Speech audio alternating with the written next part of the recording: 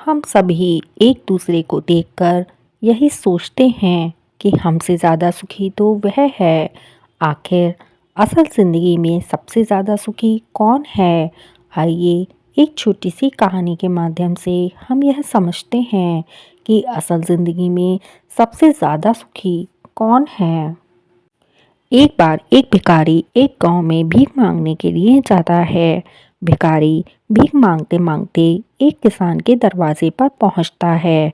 वह भिखारी किसान के घर का दरवाज़ा खटखटाता है, लेकिन अंदर से कोई आवाज़ नहीं आती। दरवाज़ा खुला होने के कारण वह भिखारी किसान के घर की अंदर झांकता है, यह देखने के लिए कि कोई घर पर है या नहीं। वह देखता है किसान और उसका पूरा परिवार एक साथ बैठकर बातें कर रहे हैं। बच्चे किसान से लिपटे हुए हैं और खेल रहे हैं। भिखारी को लगा शायद किसी ने मेरी बात नहीं सुनी, इसलिए उसने फिर से आवाज़ लगाई। जब उसने दूसरी बार आवाज़ लगाई तो किसान की पत्नी ने सुना और वह उसके लिए कुछ अनाज लेकर आई और उसे भीख दे दी। उसके बाद वह भिखारी वहाँ से चला गया और सोचने लगा कितना खुशहाल परिवार है, कितने सुखी हैं ये लोग। परिवार में दो बच्चे हैं, वे बच्चे अपने पिता के साथ खेल रहे हैं। सब कुछ देखकर कितना अच्छा लग रहा था। काश मेरा भी परिवार होता। किसान का परिवार कितना खुश है और एक मुझे देखो दिन भर भीख मांगनी पड़ती है। घर आकर खुद से अपने लिए खाना बनाना पड़ता है। मुझे कितनी परेशानी होती है। इसके बाद भिखारी है सोचते सोचते अपने रास्ते पर निकल गया। किसान के परिवार ने खाना खाया और खाना खाने के बाद किसान अपनी पत्नी को बताने लगा कि घर खर्च के लिए पैसे नहीं हैं, बड़ी परेशानी है। साहूकार से 1000 रुपये उधार लेने पड़ेंगे, पता नहीं वह देगा या नहीं।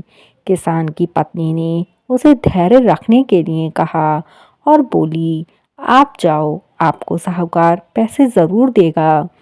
किसान गांव में एक सेठ के पास गया जिसकी कपड़े की एक दुकान थी।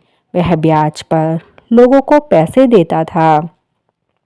किसान ने सेठ से 1000 रुपये मांगे और जब सेठ किसान को पैसा दे रहा था तो उसने देखा वहाँ पर पैसों का हिसाब लगा हुआ है। किसान जब वहाँ से निकला तो सोच रहा था साहूकार कितना खुश है। मैं कहाँ 500 या 1000 रुपये के लिए घबरा रहा हूँ, परेशान हो रहा हूँ, और इस सेठ के पास 10,000 20,000 का हिसाब चल रहा है। किसान यह सोचते सोचते अपने घर चला गया। सेठ के गांव में एक छोटी सी कपड़े की दुकान थी। गांव में कपड़े लाने के लिए उसे शहर जाना पड़ता था। वह शहर के एक बड़े दुकानदार से कपड़ा लाता था। अगले दिन जब वह शहर पहुंचा, वहां जो बड़े दुकान के सेठ जी थे उनसे मुलाकात की और कहा कि कपड़ा खरीदना है। बड़े सेठ के पास संदेश आ रहा था, 1 लाख का फ़ायदा हो गया, 2 लाख का फ़ायदा हो गया। कोलकाता में माल पहुंच गया, मुंबई में भी माल पहुंच गया। यह सब उसको वहां देखने को मिला। जब गांव का सेठ वहां से निकला तो सोचने लगा, हाँ अपने आप को इस गांव का सबसे बड़ा सेठ मानकर बैठे हैं और 5,000 10,000 में खेल रहे हैं। यहाँ पर लाखों का फायदा हो रहा है। यह सोचते सोचते सेठ कपड़े लेकर अपने गांव को चला गया। इसके बाद शहर वाले सेठ के पास उसका एक नौकर आया और बोला, एक तारा आया है मालिक, 5 लाख का घाटा हो गया। सेठ जी का दिमाग ठनक गया। तभी दूसरा नौकर आया और बोला, आज आपको दावत में जाना है।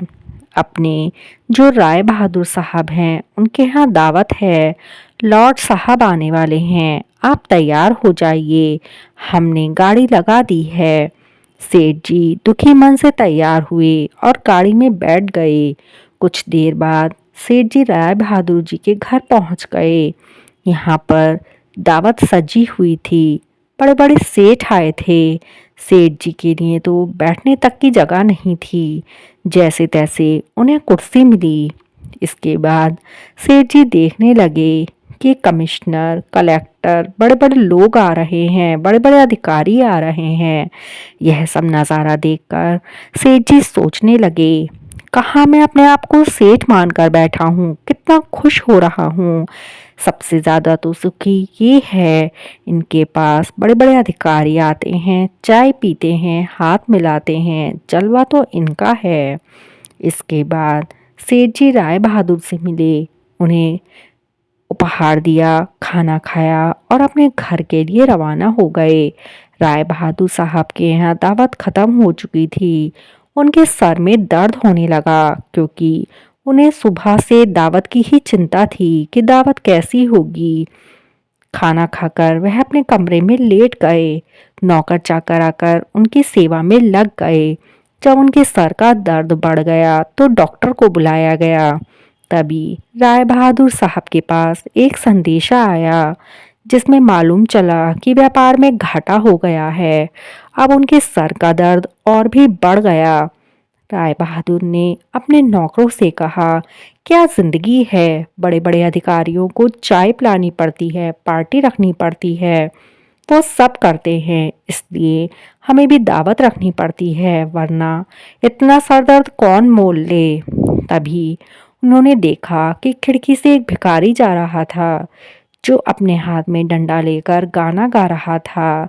राय साहब ने नौकरों से कहा, देखो, जिंदगी में खुश तो ये है, सुखी तो ये है, इसको कोई चिंता नहीं, ना घाटे की ना फायदे की। यह वही भिखारी था जो किसान को सुखी मानता था, खुश मानता था। मित्रों, यह कहानी हमें सिखाती है कि हर इंसान खुश तो है, लेकिन वह अपने से धनवान व्यक्ति को देखकर दुखी हो जाता है। उसे लगता है सिर्फ धनवान व्यक्ति ही खुश और सुखी है, लेकिन धनवान होने का अर्थ यह नहीं कि वह व्यक्ति सुखी भी है। अगर आप अपने जीवन में खुश और सुखी रहना चाहते हो तो अपने से धनवान व्यक्ति की ओर ना देखो, क्योंकि हो सकता है जो जीवन आप जी रहे हो वैसा जीवन पाने के लिए भी कुछ लोग तरस रहे हों। तो मित्रों, आपको जवाब मिल गया होगा कि जीवन में हर वो इंसान सुखी है जो अपने से ऊंचे धनवान व्यक्ति की ओर नहीं देखता।